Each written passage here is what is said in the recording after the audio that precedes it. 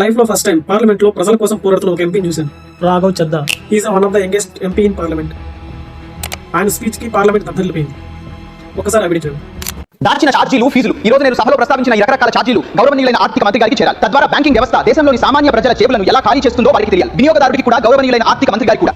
Minimum balance penalty. మీరు కనీస balance నిర్వహించకపోతే నెలకు 100 నుండి 600 రూపాయలు బ్యాంక్ మీ ఖాతా నుండి కట్ చేస్తుంది. ఈ ఛార్జీని విధించిన తర్వాత బ్యాంకులు 2022 నుంచి 23 ఆర్థిక సంవత్సరంలో మినిమం బ్యాలెన్స్ పెనాల్టీ పేరుతో ప్రజల నుండి 3500 కోట్ల రూపాయలు వసూలు చేశాయి మేడం. Extra ATM usage. మీకు ఏటీఎం లావాదేవీల కోసం బ్యాంకుల ద్వారా 2 నుంచి 3 సార్లు అనుమతి లభిస్తుంది. మీరు 4-5 లావాదేవీ చేస్తే ప్రతి లావాదేవీకి 20 రూపాయల ఏటీఎం ఛార్జ్ చెల్లించాల్సి ఉంటుంది. ఇన్యాక్టివిటీ ఫీజు సంవత్సరానికి 100 నుండి 200 రూపాయలు. ఆపై మీరు బ్యాంక్ స్టేట్మెంట్ తెప్పించుకుంటే బ్యాంక్ స్టేట్మెంట్ జారీ ఛార్జీల పేరుతో మీ నుండి 50 నుండి 100 రూపాయలు తీసుకుంటుంది. ఇంకా నా బ్యాంక్ ఖాతాలోకి ఏమి వస్తుందో SMS అలర్ట్ ద్వారా సమాచారం కావాలని మీరు అడిగితే SMS అలర్ట్ ఛార్జీల పేరుతో కూడా ప్రతి త్రైమాసికానికి 20 నుండి 25 రూపాయలు మీ నుండి వసూలు చేస్తారు. ఆన్లైన్ పేమెంట్ NEFT ద్వారా చేస్తే ట్రాన్సాక్షన్ ఫీజు కూడా తీసుకుంటారు. బలవంతంగా మీకు ముందుగా లోన్ అంటగడతారు. ఆ తర్వాత లోన్ ప్రాసెసింగ్ ఫీజు పేరుతో లోన్ మొత్తంలో 1 నుండి 3% కట్ చేసుకుంటారు.